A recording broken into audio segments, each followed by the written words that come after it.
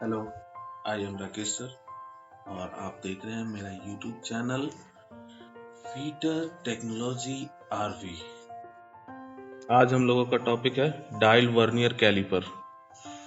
तो ये कार्य में रूपरेखा में वर्नियर कैलिपर के समान होता है, लेकिन इसमें थोड़ा सा अंतर होता है। जैसे कि अब हम लोग इसके बारे में सबसे पहले जान लेते हैं। तो सबसे पहले ये किस मेटल का बना होता है वो जान लेते हैं। तो इसकी बॉडी जो होती है वो वेनेडियम स्टील की बनी होती है। जैसे कि पिछले क्लास में आपको बताया था, वेनेडियम स्टील का इसलिए इसको बनाया जाता है क्योंकि इस पे सीजनिंग का कोई भी प्रभाव नहीं पड़ता है। अब उसके बाद हम लोग जानते हैं तो इसके द्वारा हम लोग क्या कर सकते हैं। तो इसके द्वारा हम लोग एक्सटर्नल माप, इंटरनल माप और इसके द्वारा हम लोग डेप्थ को माप सकते हैं। तो यहाँ पर इसके पार्ट्स के बारे में देख लेते हैं सबसे पहले। तो ये जो है ये हमारा हो गया फिक्स जा, इसे कहते हैं मूवेबल जा, इसे कहते हैं फिक्स निब, इसे कहते हैं मूवेबल निब। और ये हमारा यहाँ पे डायल हो गया और ये यहाँ पर हमारा स्लाइडर व्हील हो गया। तो यहाँ पर हम लोग देखते हैं कि ये इसके प्रिंसिपल के बारे में, यानी कि इसके सिद्धांत के बारे में कि ये किस सिद्धांत पे कार्य करती है। तो यहाँ पर हम लोग देखेंगे, जैसे कि इसको घुमाने पे देख रहे हैं कि डायल यहाँ पे घूम रहा है और उसके बाद हम लोग देख रहे हैं कि यहाँ पर एक ये लगा हुआ भाग है। तो यहाँ पर देख रहे हैं हम लोग, यहाँ पे ये दांत बना हुआ है, इस वाले भाग को हम लोग कहते हैं रैक। और यहाँ पर एक गोल अंदर में, यहाँ पे डायल के अंदर में एक गोल छोटा सा पार्ट लगा होता है इस तरह का, उसे हम लोग पिनियन कहते हैं। तो इस प्रकार से हम लोग देखते हैं कि ये रैक ऑन पिनियन के सिद्धांत पे कार्य करती है। तो इसका भी देख रहे हैं हम लोग, यहाँ पे लिस्ट काउंट जो देख रहे हैं ये मिलीमीटर में है 0.02, यानी कि ये डायल वर्नियर कैलिपर जो है मीट्रिक सिस्टम पे कार्य करती है। तो अब हम लोग यहाँ पे देखते हैं इसको मापने के लिए क्या करेंगे। तो जैसे कि यहाँ पर देख रहे हैं हम लोग, ये एक हेक्सागोनल बार है। इसको मापने के लिए हम लोग क्या करेंगे, यहाँ पर इस पॉइंट पर इसको इस तरह से कर इसके फेस पर लाते हैं हम लोग। फेस पे लाने के बाद यहाँ पर देख लेना है आपको, ये पूरी तरह से लॉक हो गया। अब इसको हम लोग देखते हैं यहाँ पर ये कितना माप दे रही है।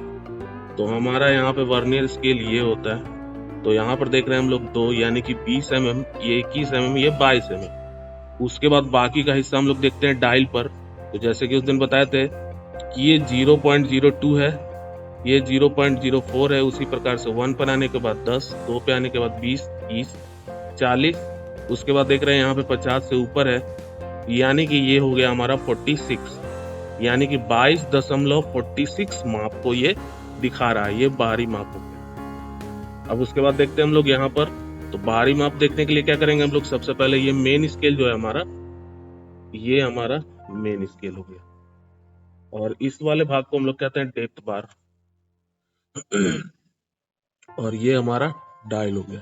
तो डायल को एडजस्ट करने के लिए यहाँ पर एक प्लंजर लगा होता है, इस वाले भाग पॉइंट से हम लोग डायल को एडजस्ट कर सकते हैं।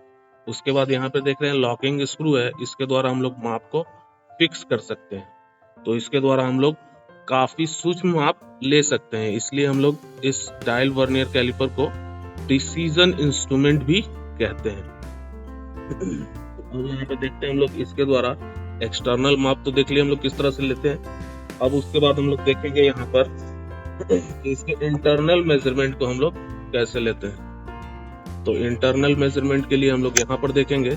तो इसको क्या करना है, सबसे पहले आपको इसको पीछे की ओर खसका कर ले जाएंगे और देखिए यहाँ पर ये फेस यहाँ पर एडजस्ट हो गया। तो इस प्रकार से ये इंटरनल इसकी लंबाई कितनी है वो यहाँ पर हम लोग देखेंगे। तो इंटरनल लंबाई के लिए यहाँ पे देख रहे हैं हम लोग, तो ये हमारा यहाँ पे देखिए 20 mm, ये 30 mm और ये 31 mm हो गया। 31 mm के बाद हम लोगों को देखना है, जैसे यहाँ पे 0 है, ये 10 हो गया, 20 हो गया, 30 हो गया, 40 हो गया, यहाँ पे देखेंगे हम लोग 42, 44, यानी कि 31.44 मिलीमीटर ये हो गया। तो अब हम लोग यहाँ पे देखेंगे इसके डेप्थ को कैसे मापते हैं। तो इसका इस्तेमाल कैसे करना है हम लोगों को वो देखेंगे। तो इसके लिए क्या करना है, सबसे पहले यहाँ पर देखना है ये हिस्सा जो होता है स्केल का एंड पॉइंट, ये हमारा बेस होता है।